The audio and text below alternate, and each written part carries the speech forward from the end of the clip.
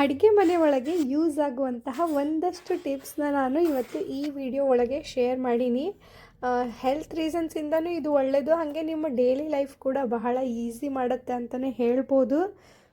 Video ಒಂಚೂರು long ಐತಿ, ಹಾಗಂತ ಸ್ಕಿಪ್ ಮಾಡಬೇಡ್ರಿ. ಭಾಳಷ್ಟು ವಿಷಯಗಳನ್ನು ಇದರಲ್ಲಿ ಶೇರ್ ಮಾಡೀನಿ. ಫಸ್ಟಿಗೆ ನಾನಿಲ್ಲಿ ಶುಂಠಿ ಬೆಳ್ಳುಳ್ಳಿ ಪೇಸ್ಟನ್ನ ಹೇಗೆ ಮಾಡಿ ಸ್ಟೋರ್ ಮಾಡ್ಕೊಳ್ಳೋದು ಅಂತ ಹೇಳಿ ತೋರ್ಸಕತ್ತೀನಿ. ಶುಂಠಿನ ನಾನು ತೊಳೆದು ಸಿಪ್ಪೆ ಬಿಡಿಸಿ ಇಟ್ಕೊಂಡಿನಿ. ಬೆಳ್ಳುಳ್ಳಿನ ನಾವು ಬೇಳೆ ಮಾಡಿ ಸಿಪ್ಪೆ ಎಲ್ಲ ಅದು ಇರುತ್ತಲ್ಲ ಅದನ್ನು ಊದಿ ಇಟ್ಕೊಂಡ್ರೆ ಸಾಕು.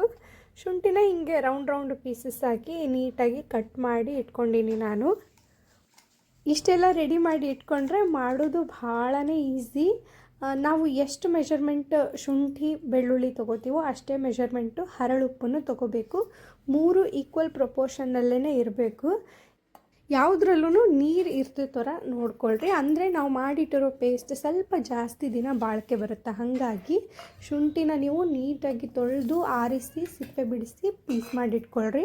ಈಗ ಇವು ಮೂರನ್ನೂ ಜಾರಲ್ಲಿ ಹಾಕ್ಕೊಂಡು ಒಂಚೂರು ಹಾಗೆ ರಫಾಗಿ ಮಿಕ್ಸ್ ಮಾಡಿ ಪೇಸ್ಟ್ ಮಾಡ್ಕೊಂಡ್ಬಿಟ್ರೆ ಆಗೋಯ್ತು. ಆದಷ್ಟು ಸಣ್ಣಕ್ಕೆ ಪೇಸ್ಟ್ ಮಾಡ್ಕೊಳ್ರಿ, ಅಂದರೆ ನಾವು ಬೆಳ್ಳುಳ್ಳಿ ಸಿಪ್ಪೆ ಸಮೇತ ಹಾಕ್ಕೊಂಡಿರ್ತೀವಲ್ಲ, ಹಾಗಾಗಿ ಇದನ್ನು ನೀವು ಯಾವುದೇ ಅಡುಗೆಗೂ ಬಳಸ್ಕೋಬೋದು ಆರಾಮಾಗಿ. ಆ್ಯಂಡ್ ಫ್ರಿಜ್ಜಲ್ಲಿ ನೀವು ಇಟ್ಕೋಬೋದು 15 to 20 ಡೇಸ್, ಏನೂ ಆಗೋಲ್ಲ. ಅದಕ್ಕಿಂತ ಜಾಸ್ತಿ ಯೂಸ್ ಮಾಡಬೇಡ್ರಿ, ಸ್ವಲ್ಪ ಘಮ ಕಡಿಮೆ ಆಗುತ್ತೆ. ಹಾಗಾಗಿ ನೆಕ್ಸ್ಟ್ ನಾವಿಲ್ಲಿ ಹಸಿಮೆಣ್ಸಿನ್ಕಾಯಿ ಪೇಸ್ಟ್ ಹೆಂಗೆ ಮಾಡೋದು ನೋಡೋಣಂತ. ಹಸಿಮೆಣ್ಸಿನ್ಕಾಯಿನ ತೊಳೆದು ತುಂಬು ಬಿಡಿಸಿ ಆರಿಸಿ ಇಟ್ಕೊಂಡಿನಿ ನಾನಿಲ್ಲಿ. ಇದನ್ನು ಒಂಚೂರು ಕೈಯಲ್ಲೇ ಹಿಂಗೆ ಮುರಿದು ಜಾರಲ್ಲಿ ಹಾಕ್ಕೊಂಡು, ಒಂದು ಫುಲ್ ಜಾರಿಗೆ ಒಂದು 3 ಸ್ಪೂನ್ಸಷ್ಟು ಹರಳುಪ್ಪು ಹಿಡಿಸುತ್ತೆ. ನಾನಿಲ್ಲಿ ಮೀಡಿಯಮ್ ಸೈಜ್ ಜಾರ್ ಇರುತ್ತಲ್ಲ ಆ ಜಾರ್ ತೊಗೊಂಡಿನಿ. ಫುಲ್ ನೀವು ಹಸಿಮೆಣ್ಸಿನ್ಕಾಯಿ ಹಾಕ್ಕೊಂಡ್ರೆ 3 ಸ್ಪೂನ್ ಉಪ್ಪು ಹಾಕ್ಕೊಂಡ್ರೆ ಆಯಿತು. ಇದು ಸ್ಟಾರ್ಟಿಂಗು ಪಲ್ಸ್ ಮೋಡಲ್ಲಿ ಗ್ರೈಂಡ್ ಮಾಡ್ಕೊಳ್ರಿ, ಯಾಕಂದರೆ ಮೆಣಸಿನ್ಕಾಯಿ ಎಲ್ಲ ಮೇಲೆ ಕೆಳಗೆ ಇರುತ್ತಲ್ಲ, ಹಾಗಾಗಿ ಆಮೇಲೆ ನೀಟಾಗಿ ಗ್ರೈಂಡ್ ಮಾಡ್ಕೊಂಡ್ಬಿಟ್ರೆ ಪೇಸ್ಟನ್ನು ಆರಾಮಾಗಿ ಮಾಡ್ಕೋಬೋದು. ಇದನ್ನು ನೀವು 15 to 20 ಡೇಸ್ ಆರಾಮಾಗಿ ಫ್ರಿಡ್ಜಲ್ಲಿ ಸ್ಟೋರ್ ಮಾಡಿ ಇಟ್ಕೋಬೋದು, ಏನೂ ಪ್ರಾಬ್ಲಮ್ ಆಗಲ್ಲ. ಈ ಹಸಿ ಖಾರದ ಪೇಸ್ಟು ಮತ್ತು ಶುಂಠಿ ಬೆಳ್ಳುಳ್ಳಿ ಪೇಸ್ಟ್ ಆಲ್ಮೋಸ್ಟ್ ಎಲ್ಲ ಅಡುಗೆಗೂ ಯೂಸ್ ಮಾಡೇ ಇರ್ತೀವಿ ನಾವು.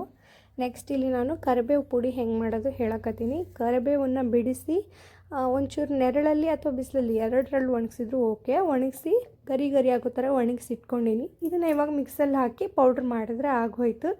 ಯಾಕೆ ಪೌಡ್ರ್ ಮಾಡಿ ಬಳಸೋದು ಹೇಳಕತ್ತೀನಿ ಅಂತಂದರೆ, ಕರಿಬೇವು ಎಲೆ ಹಾಕಿದಾಗ ಎಲ್ಲರೂ ಎತ್ತಿಟ್ಟು ತಿಂತಾರೆ, ನಾನು ಕೂಡ ಅಷ್ಟೇ ಎತ್ತಿಟ್ಟೆ ತಿನ್ನೋದು. ಪೌಡರ್ ಮಾಡಿ ಬಳಸಿದಾಗ ಇದ್ರದ್ದು ಕಂಪ್ಲೀಟ್ ನ್ಯೂಟ್ರಿಷನ್ ನಮಗೆ ಸಿಗುತ್ತೆ. ಇದ್ರ ಜೊತೆಗೆ ನಾನಿಲ್ಲಿ ಹುರುಳಿ ಕಾಳನ್ನ ಹುರಿದು ಪುಡಿ ಮಾಡಿ ಇಟ್ಟೀನಿ. ಇದನ್ನು ಕೂಡ ಅಷ್ಟೇ ಎಲ್ಲ ಅಡುಗೆಗೂ ಚೂರು ನಾನು ಆ್ಯಡ್ ಮಾಡಿರ್ತೀನಿ.